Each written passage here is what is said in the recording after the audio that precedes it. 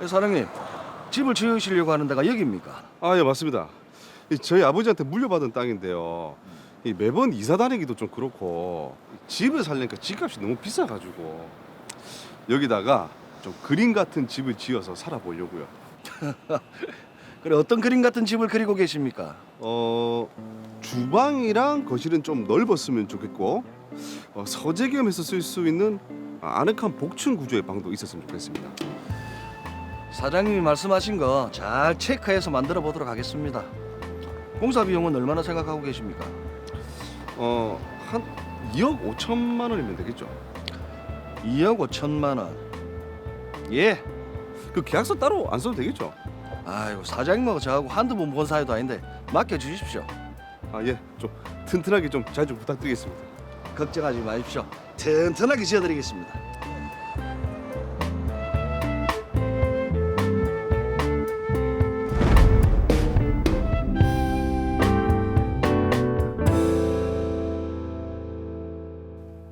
아, 예, 이사장님. 어제 보내드린 설계도로 진행하면 되겠죠? 예, 우리 집사람도 구조가 좋다고 하네요. 그렇게 해주세요. 아, 그리고 집 앞에 진입로에 흙길이 울퉁불퉁해서 다니기가 영그렇던데 그 반듯하게 포장 좀 잘 좀 해주세요. 아, 집 앞 진입로요. 포장공사. 예, 알겠습니다.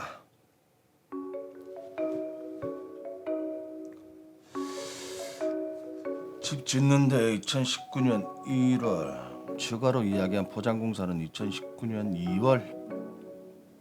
이렇게 하면 되겠네. 그렇다. 여보세요? 아, 안녕하세요. 이번 달 안으로 집 비워주시기로 했는데 연락이 없어가지고요. 아이고, 죄송합니다. 저희가 들어갈 집이 3개월이면 완공될 줄 알았는데 조금 늦네요. 죄송합니다. 그래서 몇 개월 정도 더 있어야 될 것 같은데. 우리 딸의 가족이 들어가려고 기다리고 있는데 일단 알겠습니다. 죄송합니다. 아이씨, 공사 와 그래 진짜 늦노 이렇게. 몇 개월씩 월세 더 내야 된다 이거.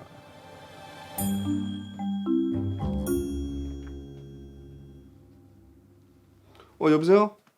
여보, 주방 천장에서 물이 샌다. 주방에도?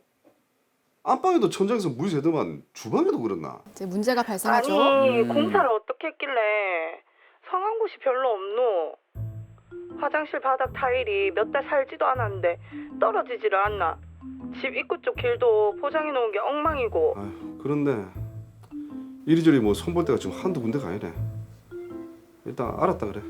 정말 마음이 아프시겠습니다.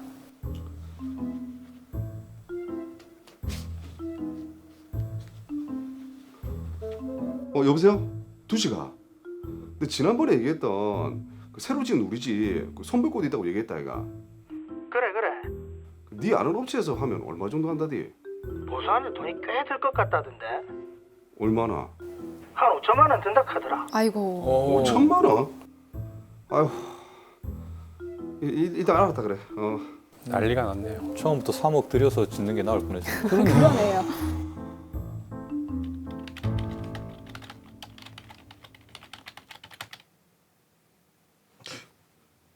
이영남 씨는 집은 다 짓는데 왜 잔금을 안 주지?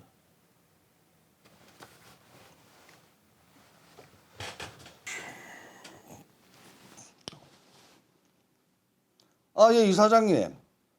1억 9천만 원은 입금이 됐는데 잔금 6천만 원하고 추가 진입로 공사 비용 2천만 원이 아직 입금이 안 돼가지고 전화드렸습니다. 추가 비용이요?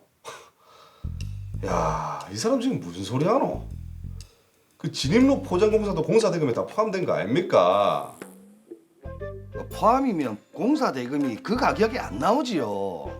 추가로 이야기하셨잖아요. 아, 그러고 잔금은 무슨? 오히려 지금 내가 돈 받아야 될 판이구만. 돈을 받다니요. 아니, 튼튼하게 짓는다더만 완전히 부실로 공사해놓고, 예? 이리저리 좀 손볼 데가 지금 한두 군데도 아니고 내가 알아보니까 보수하는데 공사비만 5천만 원 들어요. 그리고 공사 늦어지면서 전에 살던 집에 추가로 내면 월세까지, 예? 사장님, 말씀을 그렇게 하시면 안 되지요. 제가 공사 기간이 3개월이라고 말한 적이 없습니다. 잔금 6천만 원 하고 추가 공사 비용 2천만 원 입금 안 해주시면 법대로 하겠습니다. 아니 뭐 그래 하여서 그래. 법대로 합시다 법대로. 어이씨.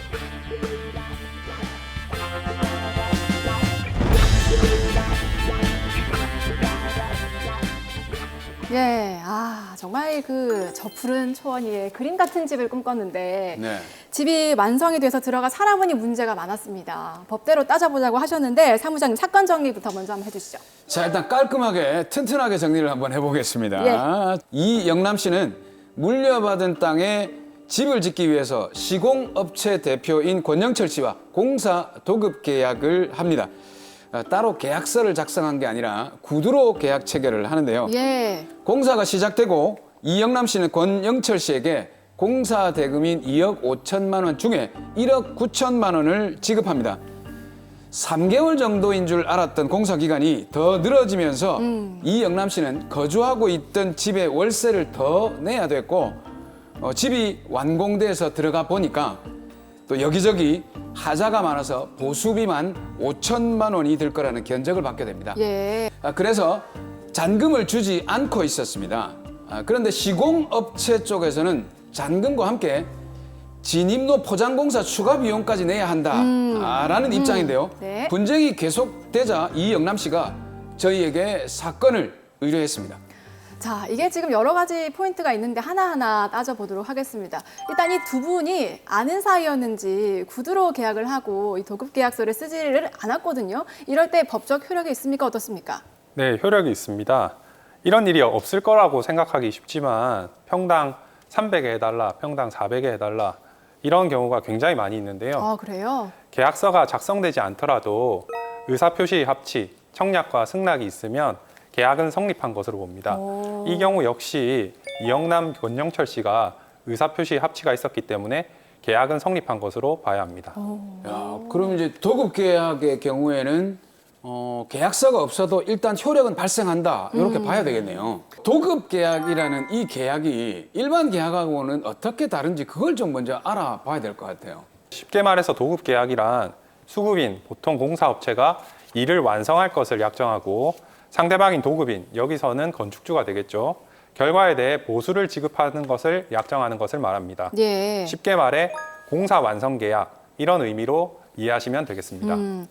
자, 그럼 첫 번째 포인트 따져볼게요. 이게 어쨌든 집이 완성돼서 들어가 살게 됐는데 문제가 지금 굉장히 많거든요. 그거를 고치려는 비용도 적지가 않고 5천만 원 정도가 된다고 했잖아요. 그렇죠. 자, 건축주인 이영남 씨가 공사업자에게 돈을 이제 안 주고 있었는데 그럼 이 돈을 줘야 되는 겁니까? 어떻습니까? 네, 이 부분이 제일 궁금하실 것 같은데요. 네. 결론부터 말씀드리자면 줘야 합니다. 오. 이영남 씨는 권영철 씨가 건물을 완공해주면 이에 대한 대가를 지급하기로 계약을 했고 권영철 씨는 어찌됐든 집을 완공해 주었기 때문에 잔금을 줘야 합니다. 추가 비용, 그러니까 진입로 공사 비용도 따로 줘야 합니다. 야, 근데 이게 추가 비용이지 않습니까? 말 그대로 추가 비용인데 이건 좀 안 줘도 되는 거 아닐까요? 네, 일반적으로 건물 신축 공사를 하는 경우에 토목 공사가 반드시 포함되어 있다고 보기는 어렵습니다. 그런데 이영남 씨와 권영철 씨는 처음에 계약을 할 때 이런 토목 공사까지 하기로 구체적으로 합의를 한 바가 없었기 때문에 예. 이영남 씨가 추가로 요구한 부분에 대해서 추가 비용을 따로 줘야 하는 것입니다. 이게 구두로만 계약을 하니까 또 이런 문제가 생기네요. 이게 네.